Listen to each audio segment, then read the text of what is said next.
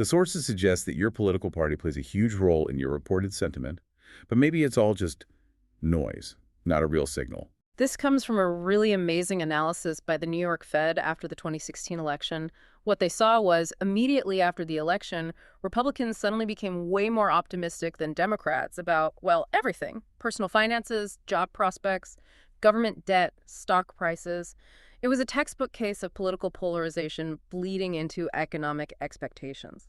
But the key to the paradox, the really crucial disconnect, is what happened next. That huge partisan swing in what people said they felt. It did not translate into a change in how they actually behaved. Democrats and Republicans didn't suddenly start spending their money in radically different ways. This is the moment we realize survey answers aren't always true beliefs.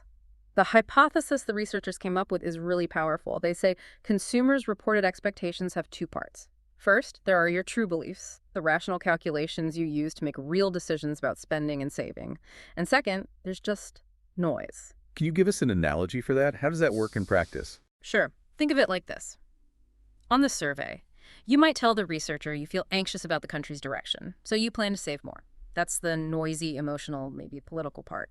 But then your bank statement shows you just bought a new dishwasher and booked a vacation. That spending reflects your true belief, your realistic assessment of your own job security and income. The research suggests election outcomes mostly affect that noisy part of the survey, which is why actual spending behavior didn't split along party lines. So, if consumer sentiment, our traditional go-to indicator, is noisy, unreliable, and biased, what should we actually be looking at to predict a recession?